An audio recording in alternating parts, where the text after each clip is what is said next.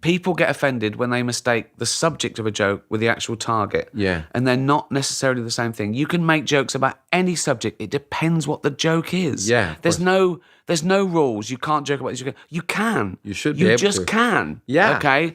And there's nothing sacred. Well, that's really. the point. There's nothing sacred. In a world where saying the wrong thing can get you canceled faster than you can say woke, Ricky Gervais is the hero we never knew we needed. He's like a comedic surgeon, slicing through the nonsense with a scalpel made of sarcasm. Get ready to witness Ricky Gervais tearing woke culture to shreds and laughing all the way to the bank. Well, when you go on the Golden Globes, a lot of time you are politically incorrect and hilarious, of course. Thank you. And so, Thank you.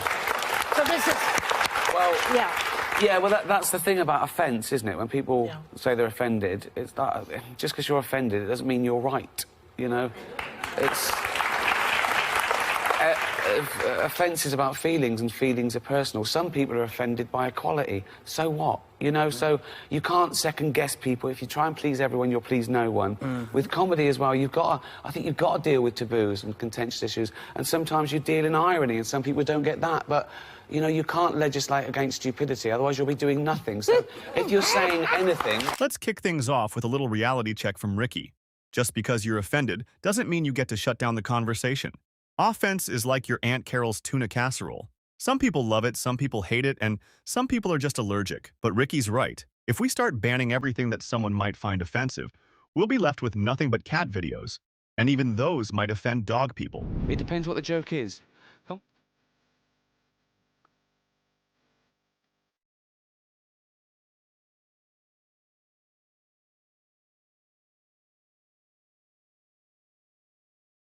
Ricky doesn't just walk the line. He pole vaults over it with a cheeky grin. Apologies? Not in his vocabulary. The guy's got a point. If you're going to make a joke, make it count.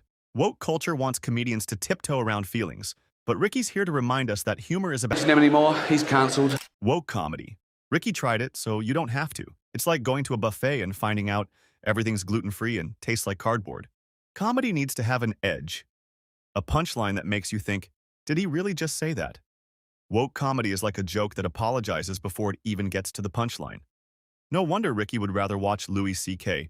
At least Ricky dives into the deep end of the gender debate. And let's just say he's not wearing floaties. The man has a knack for pointing out the absurdities that woke culture tries to pass off as normal. It's like watching someone insist that a square peg fits in a round hole. It just doesn't. And no amount of shouting bigot is going to change that. Ricky's humor here is brutal, but hey, sometimes the truth hurts. And it's freaking hilarious. Let's have a look at Ricky Gervais. Hi guys, Ricky G here, wellness and beauty influencer. As a celebrity, I know all about stuff, like science and politics. So trust me when I tell you who you should vote for. If you don't vote the right way, that's like a hate crime. It makes me sad and angry, and I'll leave the country. You don't want that. Ah, the influencers. Ricky's take on them is like a breath of fresh air. If that air was filled with sarcasm and the sweet, sweet scent of reality. The idea that someone who sells detox teas and hair gummies on Instagram should be our moral compass is as laughable as it sounds. Ricky's poking fun at the absurdity of a world where the person with the most followers gets to tell us how to live. And if they threaten to leave the country, well, there's the door. As it was, I didn't have to worry about offending anyone because it just happened, so... And the big controversy last time I did it was a Caitlyn Jenner joke, right? Oh, outrage on Twitter the next day. And by outrage, I mean a couple of people going, it was transphobic.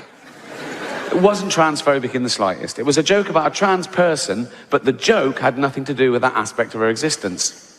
And that's the other thing about offence. People get offended when they mistake the subject of a joke with the actual target, and they're not necessarily the same. I'll tell you the joke. You make your own minds up, right? So... It's live, so they go, and now your host for the 68th Annual Golden Globe Awards, please welcome Ricky Gervais. They go, and they're all clapping, all the actors are looking up, smiling at me nervously. It's brilliant, right? So I just go, relax, I'm going to be nice tonight. I've changed. Not as much as Bruce Jenner, obviously.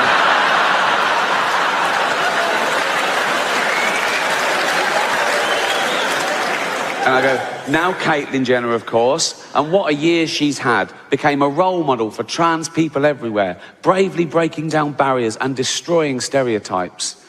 She didn't do a lot for women drivers. So that's a clever joke, and I'll tell you why, right? It's layered. No, listen, right? The subject of that joke is stereotypes. I'm playing with the notion of stereotypes, right? So I start off saying she's a real woman. Some would say a liberal, progressive attitude. Then I go, oh, if she's a real woman, I hit them with the old-fashioned reactionary stereotype. She must be a bad driver then, right? And the target of the joke is a celebrity killing someone in their car. Let's not forget that, shall we?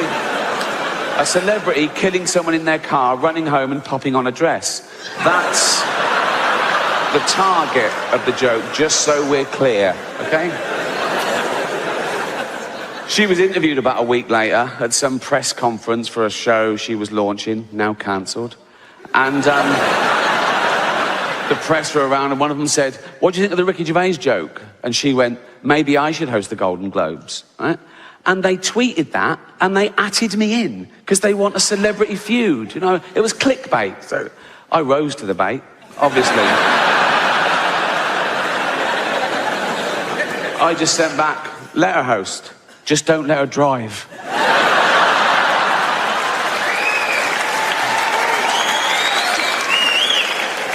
Another website that was in the room, Entertainment Weekly, they tweeted a different headline and they atted me in as well. And their headline was, Caitlyn finally breaks silence over Ricky Gervais.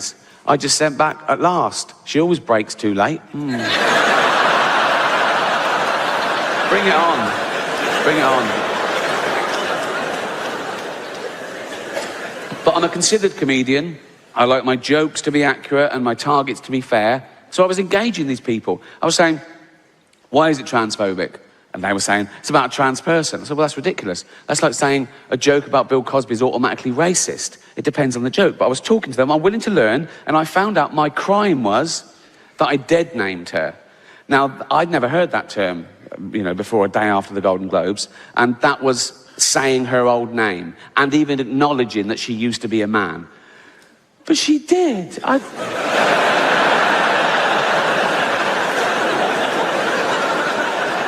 I saw him on the Olympic Games. It was decathlete. It was in everything. He was all over the place.